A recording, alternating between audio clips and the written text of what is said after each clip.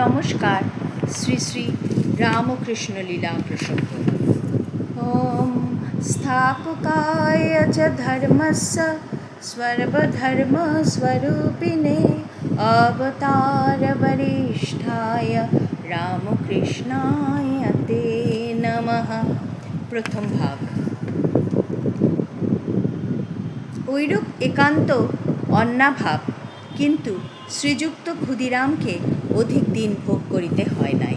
তাহার বন্ধু শ্রীযুক্ত সুখলাল গোস্বামী তাহাকে লক্ষ্মীজলা নামক স্থানে 1 বিঘা 10 ছটাক ধান্য জমি প্রদান করিয়াছিলেন।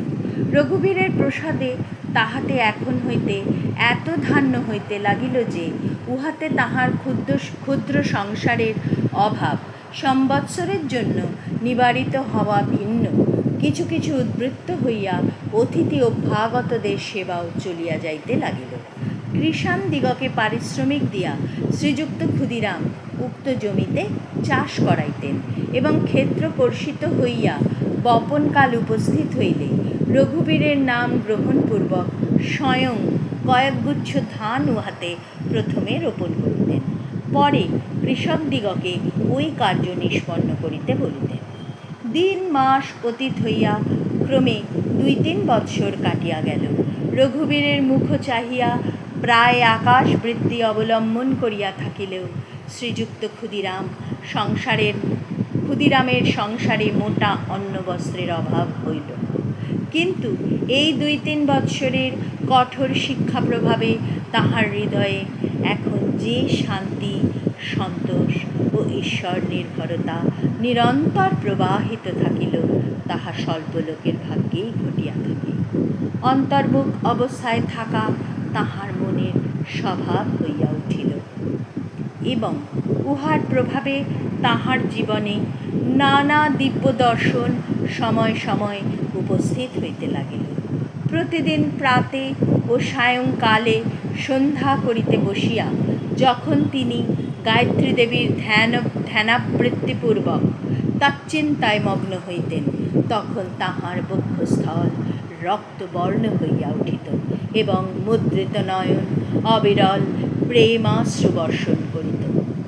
প্রত্যুষে যখন তিনি সাজি হস্তে ফুল তুলিতে যাইতেন, তখন দেখিতেন তাহার আরাধ্যা শীতলা দেবী যেন অষ্টমবর্ষীয়া কন্যা রূপিণী হইয়া রক্তবস্ত্র ও নানা অলঙ্কার ধারণপূর্বক হাসিতে হাসিতে তাহার সঙ্গে যাইতেছেন এবং পুষ্পিত বৃক্ষের শাখা সকল নত করিয়া ধরিয়া তাহাকে ফুল তুলিতে সহায়তা করিতেছে।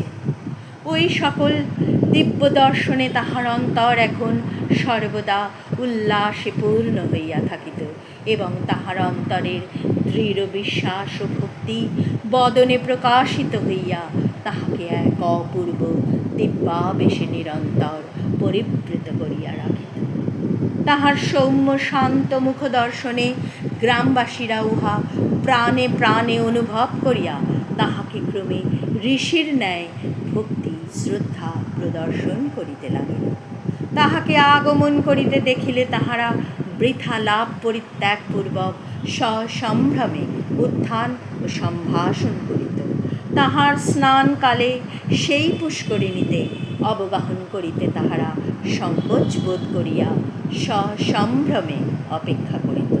তাহারা আশীর্বাণীর নিশ্চিত ফলদান করিবে ভাবিয়া তাহারা বিপদে সম্পদে উহার প্রত্যাশী হইয়া তাহার নিকট উপস্থিত হইত। ওম শান্তি শান্তি শান্তি। হরি ওম তৎসৎ। শ্রীরামকৃষ্ণার্পণমস্তু।